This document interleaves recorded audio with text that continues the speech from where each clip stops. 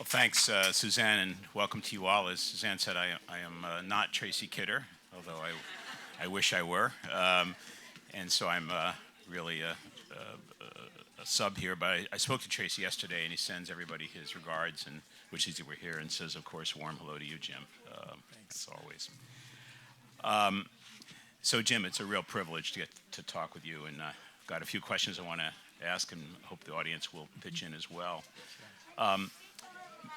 Sure. Maybe, is that better? Yeah.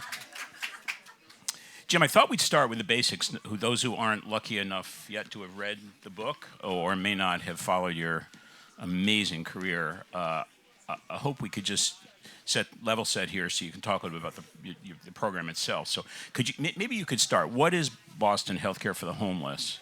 And how did you get started? Sure. First of all, thank you, Don, for being here. And I also apologize for not being Tracy Kidder. And I thought I was off the hook until I got the call to be here, so I'm so sorry. But on the other hand, I get to see Don, who has been a hero and a mentor of mine for all my career. Is that okay? More? Oh, it's a speaker? Or, can you hear me okay if I do this? I guess I better. Can I raise it up to my mouth? Does it come out? Yeah. How about that? I'll do that. Thank you. So sorry. I was just saying, what a treat for me to be here with Dr. Berwick, who's been a longtime hero of not only myself, but most of us in medicine, but a real mentor for us, particularly the Boston Healthcare for the Homeless program. But just to give you a quick background, so I started after I finished my residency in medicine. I took what I thought was going to be a one-year job at the request of my chief of medicine. And for those of you who might be in medicine, you know, when you get these requests, they call you into the office, and he wanted me to do something for a year, and they're like rhetorical questions. You know, you can't say no if you value your thing. So much to my chagrin, I took this job. I knew nothing about homelessness.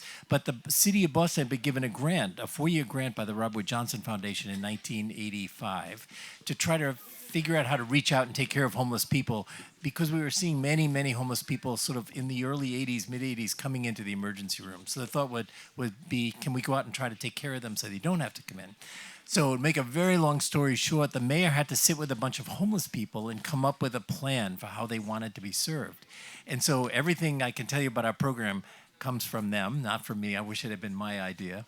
And we, to this day, still have homeless people on our board of directors. But they wanted continuity of care. They wanted to have the same doctor wherever they went. They were sick of fragmentation. So our program had to be based on continuity of care. We had to stay part of the hospitals because when they got sick, that's when they felt most disenfranchised and most stigmatized and most scared. So they wanted their doctors and nurses to be there when they were sick.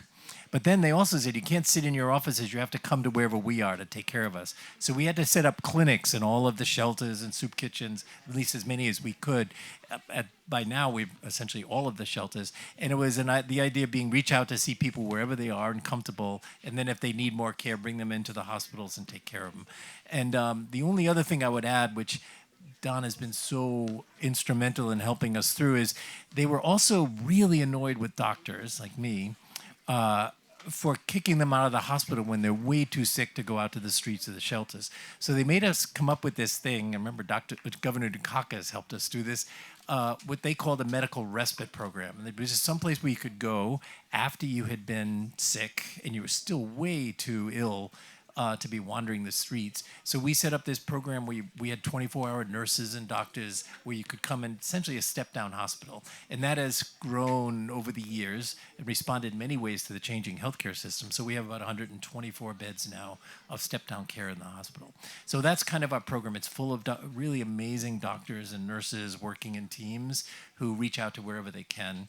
And as we can talk about, you know, the problems that homeless people run into are huge. There's a huge co-occurring burden of medical, with psychiatric, with substance use disorders, and trying to take care of that population. I've often thought, and I talk to Don about this frequently, if you try to take care of a homeless population, they teach you the weaknesses in our healthcare system really before you know it anywhere else. But let me stop it there, Don. That's it. Great. So you really got out of the institutional framework of healthcare. People don't come to you, you go to them. in Tracy's book, he describes you making rounds day and night on the streets, finding people where they live and are. Is that right? That is, as you say it, like it makes me realize that thank God I was coming out of residency where you're already working about 110 hours a week. So when we cut down to about 90 hours a week, it felt like a vacation, you know, yes. How many are there in Boston, in the country? How big a problem is this? Or how can we think about numbers? Or is that the wrong way to ask the question? No, I think it's a correct way to ask the question. I'm just thinking if Tracy had been here, this is when he flies off his seat. So the numbers are really hard to get. The numbers we do have been done systematically primarily by HUD, the U.S. Agency for Housing and Urban Development, over the years, where they take one night and all across the country at major cities, they go out and they count everyone they can on that one night.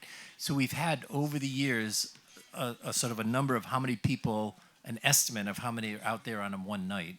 But that doesn't tell you if the people who are out tonight may not be the same people who are out a month from now or 2 months from now. So we don't really have an estimate of the total numbers. The most recent HUD estimates are roughly 600,000 people are homeless on a given night. Most of them are adults, but about a third are family units. But then over the course of a year, it's probably 4 or 5 times that. But we don't know. So one of the big controversies is what is the number. Boston, by the way, has about 6,000 to 7,000 homeless people on any given night. Is this an American problem, or as far as you know, are other countries having to deal with homelessness as well? I think it's certainly a worldwide problem, but there are countries where the problem is very, very small and isolated. And I would look to many of the Scandinavian countries, for example, have very small problems with this, and they have a lot of social services and a lot of public housing, so they don't see quite the kind of numbers we have. So the uniquely urban American homeless problem, though, is American, I think. It's ours. We own it. All right, I want to go to the sociology and causes and stuff, but let's stick with your program for another few minutes. First, I want to get the language straight first. There's some political correctness around here. Do we say homeless, houseless, people experiencing homelessness? How do I stay out of trouble on the language here? You know, I've given up. I don't think you can stay out of trouble, so you're already in big trouble. But so, you know, we were given our name, the Boston Healthcare for the Homeless Program, in 1985, and that was when healthcare was 2 words.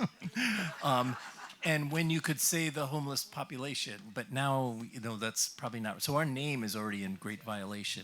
We've tried to change it several times, but we've been unsuccessful. But here, let me tell you a story that, so the homeless people who are on our board of directors, and we were a very small program. We're not that big now, but we're in the $80 million a year. We've got about 600 employees. And there are several homeless people who are on the board and can tell us what to do. And we started to try to be correct and say, people experiencing homelessness, which is kind of that's the right way to say things now. But several of the homeless people on our board hate that because they think it's making it academic. They make it say, that sounds like it's an experience, like that. So they want us to say, they say, we are homeless people, just call us homeless people. So there is no right word. The other thing they said, think of this, we used to say mental health, and substance use, and then it's now changed to behavioral health. And several of the members on our board of directors went crazy because they said, when you say behavioral health, you're impugning my behavior. And they don't like that. And they would much rather have mental health. So you can't, going back and forth, so it's very, very difficult to come up with the right way to say things. Okay, thanks. So I want to go down one rabbit hole that you triggered here because you do have homeless people on your board of directors. They've always had a special role, kind of a real design role, it seems to me, in this work, which is a breakthrough in healthcare. That's not the way most healthcare organizations run. They should, but they don't. In the book, there's a wonderful scene with a man named Mike who's on your board, and you're discussing a patient who's basically refusing treatment. And Mike says, our folks have the right to make their own decision, even in the face of death. Can you comment on that? Yes, I can. I think one of the things I had to learn, and I think all of us had to, is we're so used to taking care of people and, looking for healing stuff. But we're also used to telling people what the best thing to do is. Here's what you should do. And we got slammed by that, because if you've been out on the streets trying to survive for years and some young person comes up and says, here's what you ought to do, the first thing they want to do is just push you away. So we had to learn, as Mike did, that people have the right to make their own decisions. And we're not used to that in the hospital or in medicine. We think, we'll educate you as to what the right decision is. So learning to let go of that and support somebody in whatever their decision is was very hard for our nurses and our doctors at first.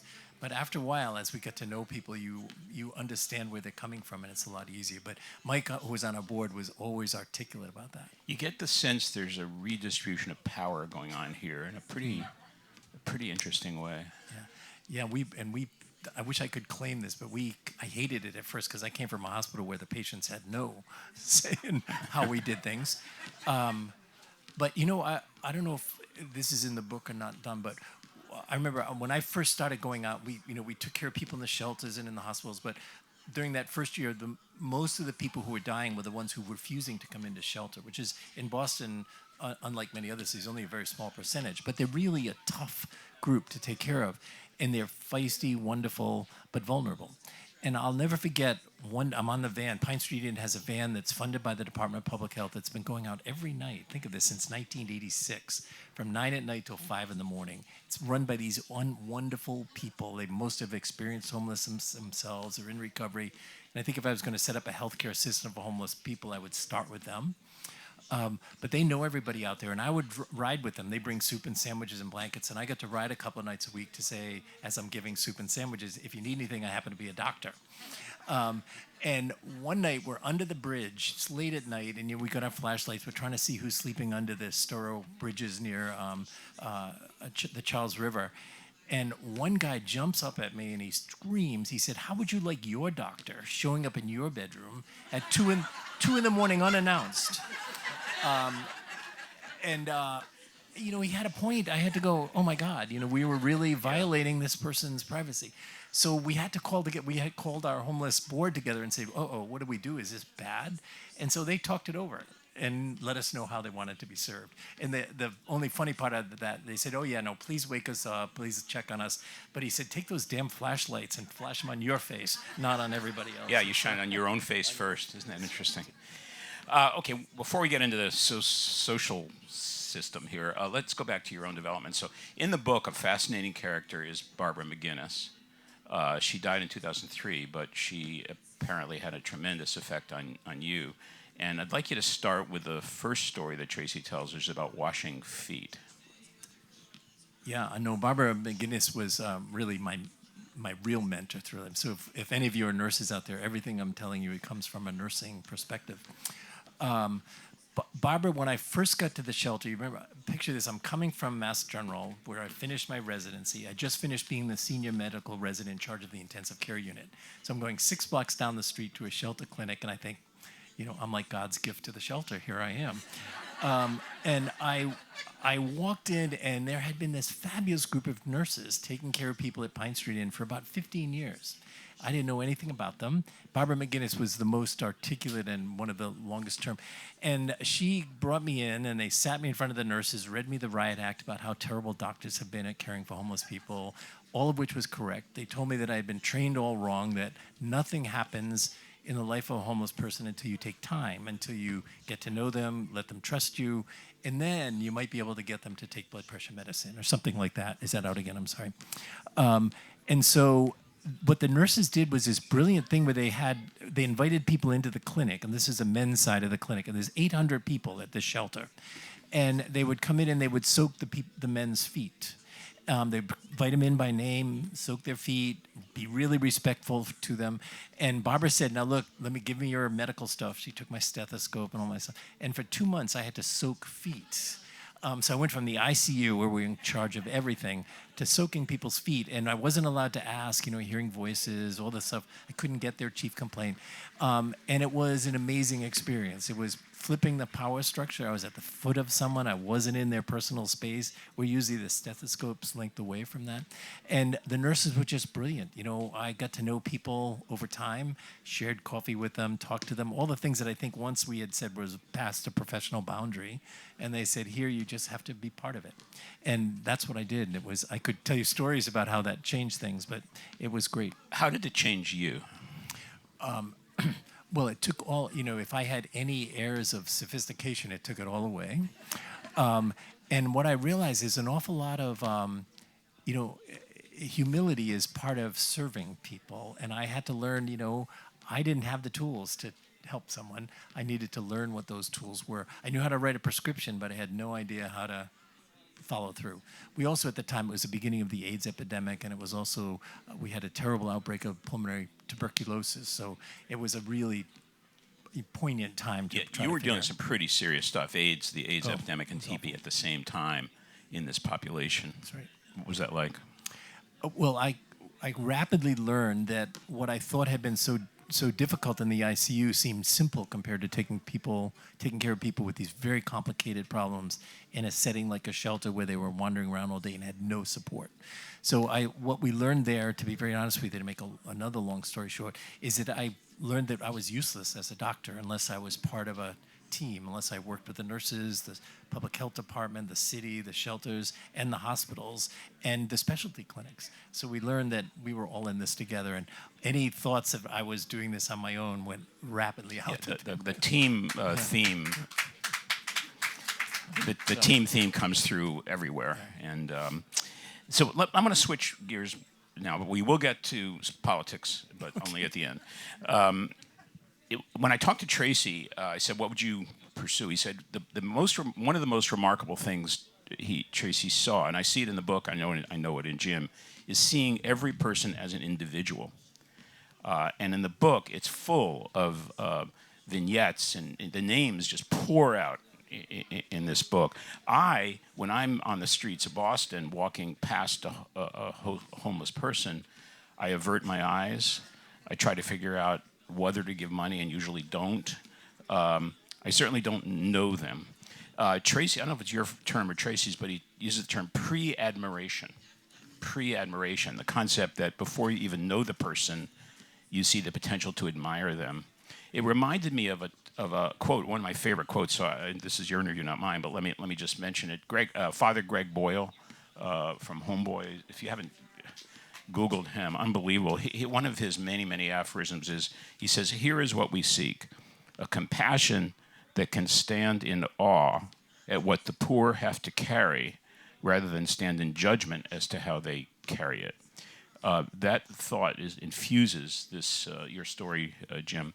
It comes out in the names of people, and there's many names in the book, as I said, and we don't have time to do a deep dive. But I want to do a deep dive on two names that appear. Two, I gather, former college professors, Harrison and David. Can you talk about that a little bit and explain how you ended up having lunch with them at Union Oyster House every month? Huh? Sure. By the way, I am an ardent admirer and a little bit of a friend of Father Boyle, who is quite amazing. If you don't know Father Boyle, you need to learn about him. Oh, it's not coming through again? I'm so sorry. I have to put it right up here. So one of the things that I've learned is you do need to take time to learn people's stories. And I don't, that term pre-admiration was somebody else. I never thought through that. But we've learned that we were almost always completely wrong when your first impression of someone. And as you heard this story and got to know them, you started to understand that, wow, this is somebody who's acting with incredible courage against really, well, I guess maybe I have to put it right in my mouth. Sorry about that.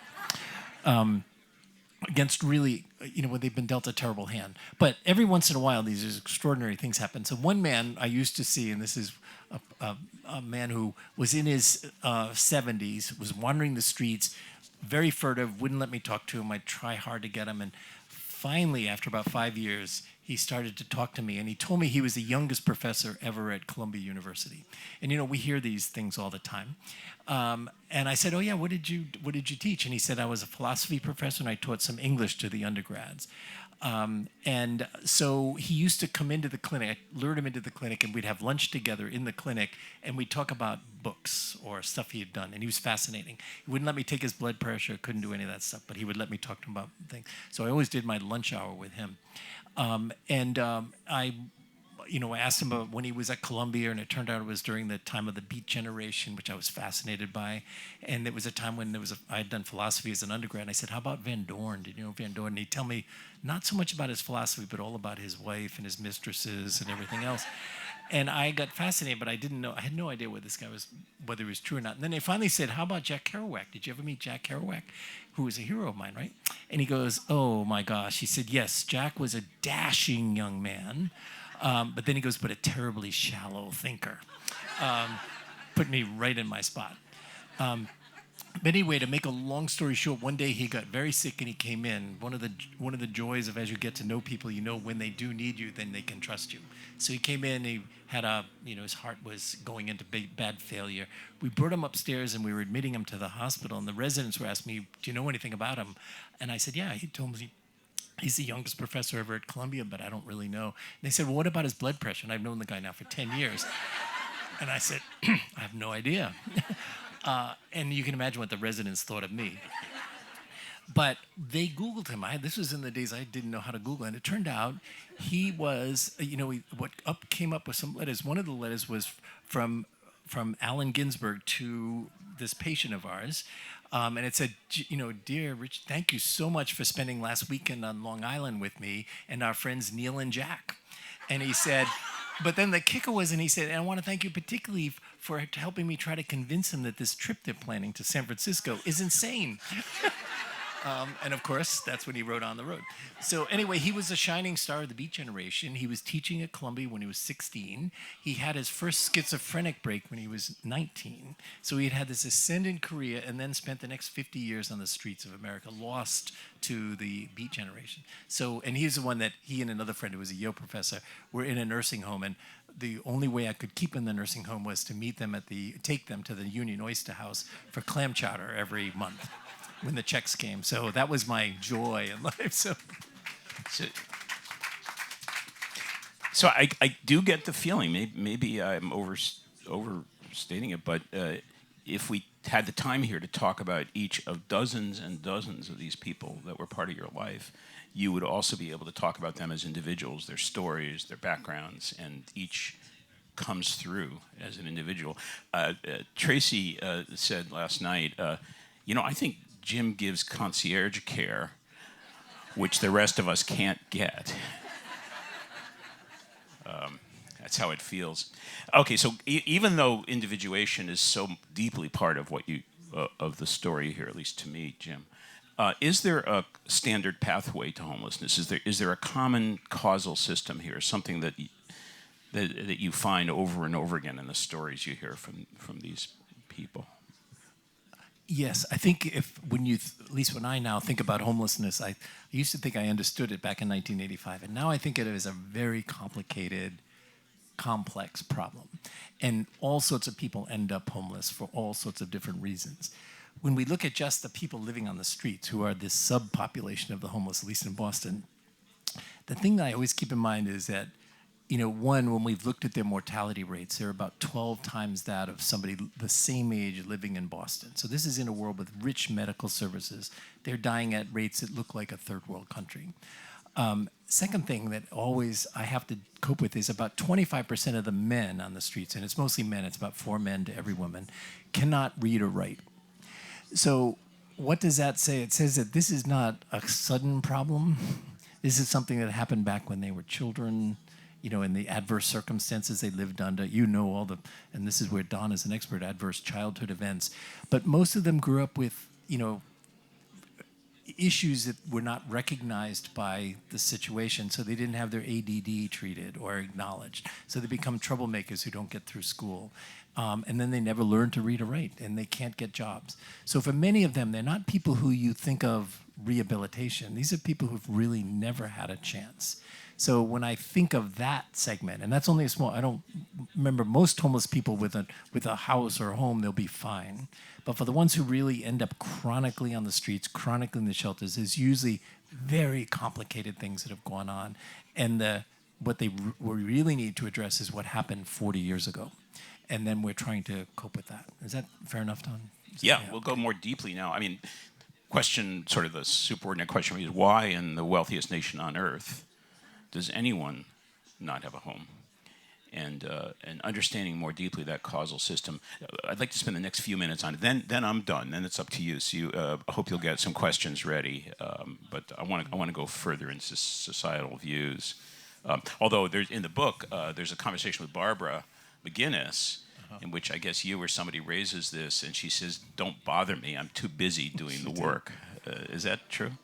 It's absolutely true. When I first started, you can all imagine, I was incensed by I was outraged by the fact we had so many people that didn't have homes, and I was trying to take care of people with TB and AIDS and do all that, and at the same time, I'm thinking we could prevent all this if we just do something. I remember going to Barbara and saying, "Barbara, what do we do about this?" And she'd look at me and she'd go, as she did with anybody, she said, "I'm too busy. We've got too much to do right now. Leave me alone."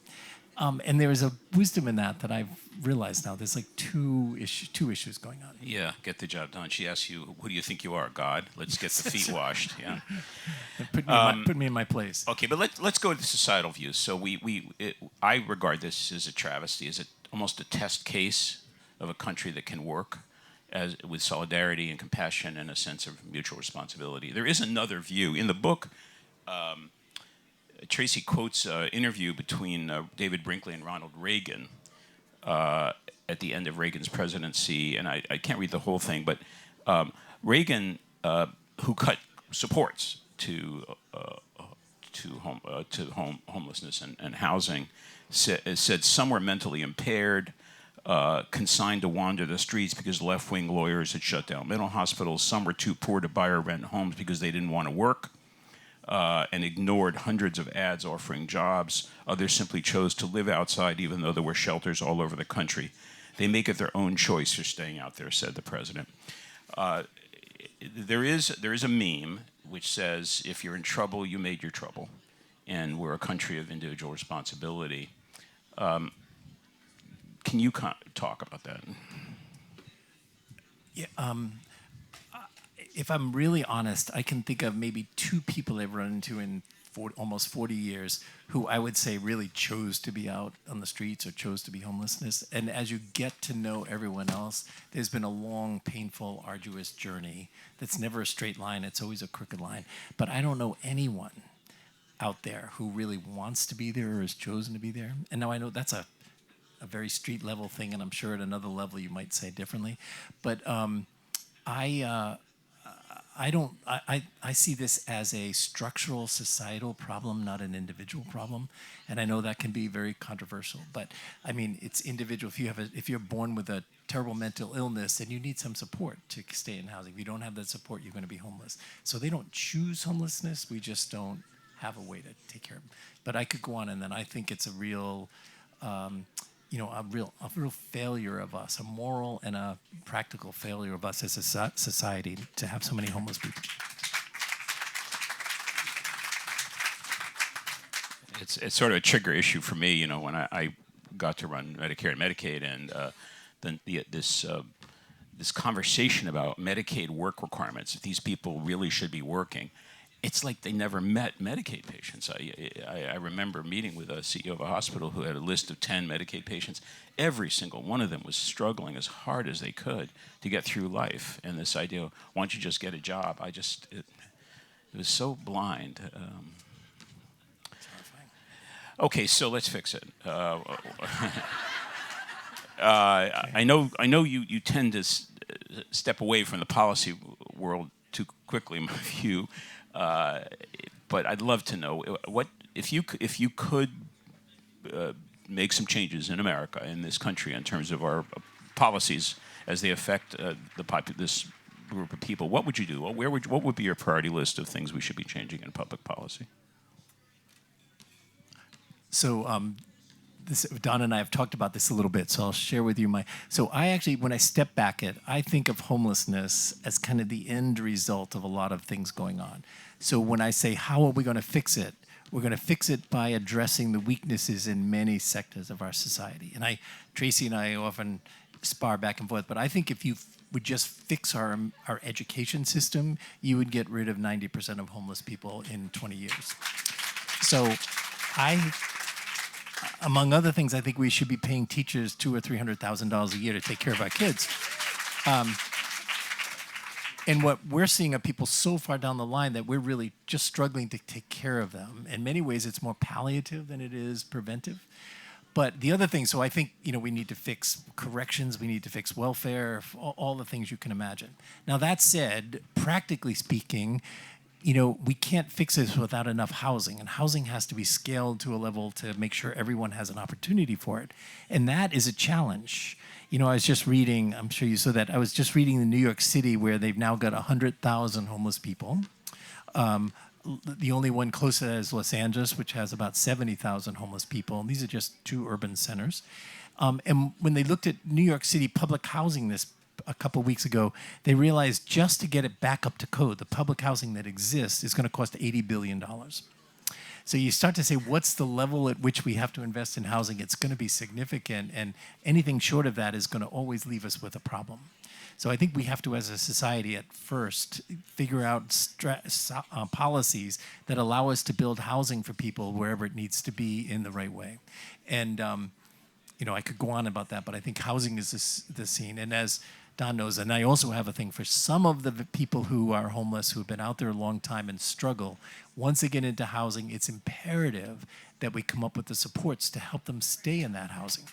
And I don't see that being funded anywhere in our big cities. And I worry a lot about that's when I remember when Don was at CMS, one of the things that is so key for us is you can do an awful lot of creative things with Medicaid and Medicare if we just recognize that the support in housing is what needs to be done. And that's where I turn to you. It's kind of like teamwork at the policy level where we really have to work together. All right, so now the time is yours. How much time do we have left here, Suzanne? About 9 minutes left. So a couple questions, short ones, please. Hand up over there. No. Yes, Rosemary.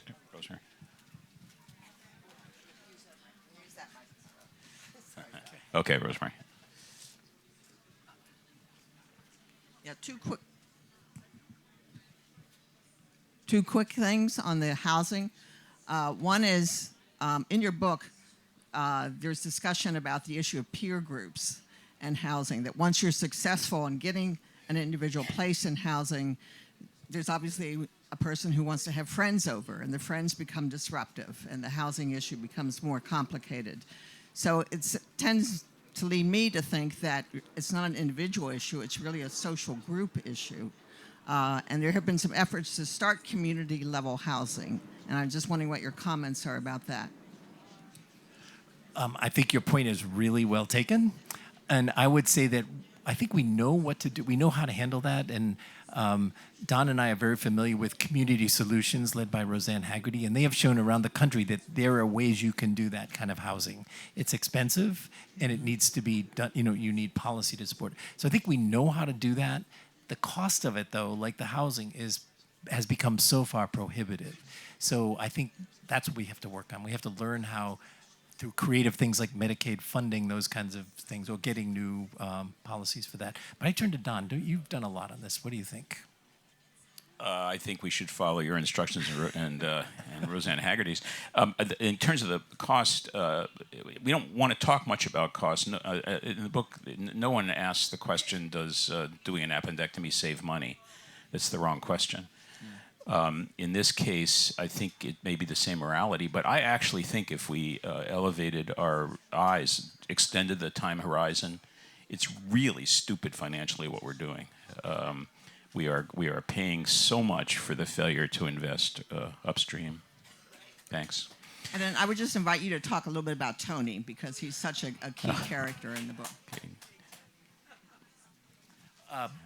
It's hard to talk about Tony quickly.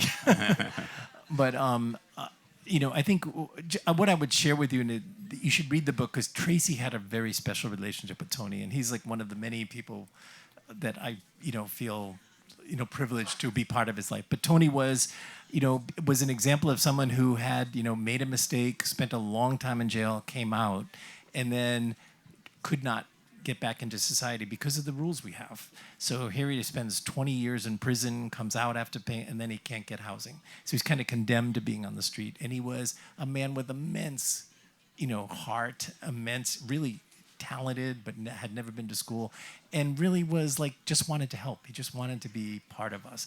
We wouldn't let him, and he couldn't get into housing and that. And that story is really hard to take because, we could have invested a little bit in this man and he would have had a great life. And he helped a lot with the program during times when he had his act together. He did. Yeah. He was amazing. I think Tracy says it, but he was a huge guy. We were a little frightened of him at first, but he had a gentle soul. And what we learned as we were out on the streets, he took care of everybody. He made sure no one picked on homeless people, especially homeless women. And so he became what we call the night watchman. So I wish we could have paid him. One more question, perhaps? Yeah, if you mentioned earlier Don, you mentioned when you walk up and down the street, sometimes you run across a homeless person, you avert your eyes, you give money, sometimes you don't give money. Dr. O'Connell, how did you approach this, and what did Barbara McGinnis tell you about how you might think of the homeless in that situation? And let me add, what should we do? No, and it's a great question. So the question is, what do you do about giving? And I was frantic about this in the beginning because I walked into Pine Street and 40 people had asked me for money and what can I do? And Barbara and the nurses had a very interesting thing. They just said, look, people aren't necessarily they love money, but they're not looking necessarily for money. They're looking to be recognized, to be seen. So Barbara used to just teach us to look somebody in the eye and say, sorry, I don't have any money today, but acknowledge them. And believe it or not, the homeless people on our board of directors say, really, that's the most important thing. If you have something, it's nice to give to them.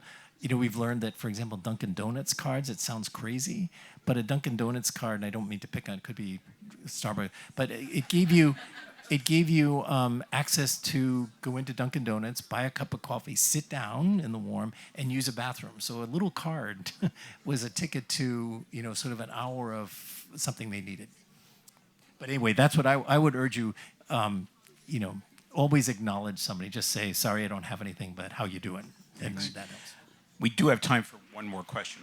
Did you have your name and your hand up in the back? Yes. Just yell loud.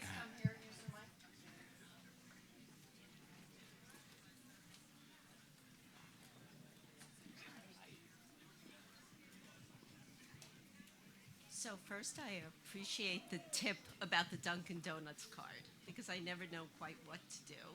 And I have not read your book yet, and perhaps this is also answered in your book. But what organizations give you hope, make you feel that they're making a difference? I think a lot of us want to do something, and because we work, and we have family, we can't volunteer our time. But which organizations do you feel give you hope? That is a great question, and I should prepare to answer that. But first of all, there's a ton of really wonderful stuff going on around the country. So there's really good stuff. I don't know yet. I'd love to learn what's going on here at Martha's Vineyard. But in a place like Boston, I mean, we always, we live and breathe and die by donations that help us take the extra time with people. But there are all sorts of institutions like Pine Street Inn, St. Francis House in a city like Boston, which money given to them is really well used. And I would say the other things we're learning, food banks, home health care agencies, all of those are really key to what we need. And then I wouldn't, one of the things that I talked to Don about, we can't do the care of very sick people when we see them on the street unless we have really good access to specialty care in hospitals and inpatient care. So I would support your local health care from a selfish side so that they can open up and make sure they make access good for the people coming in. That's a little tricky, but that's what I would say.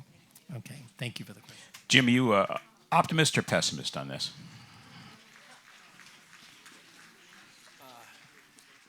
Well, I'm going to be a wishy-washy here. I have had what I think is the best job ever. I get to take care of people who really appreciate you take care of them, and I get to be a doctor, which has been, I'm grateful for that. When I think about will we as a society really step back and tackle this problem, I get a little pessimistic, certainly in this current environment. But I don't give up yet. I'm pessimistic, but not cynical yet. All right. Well, it's in our hands. Jim, I can't thank you enough Thank for you, this. Don. I important appreciate it. Okay. Thank you very much.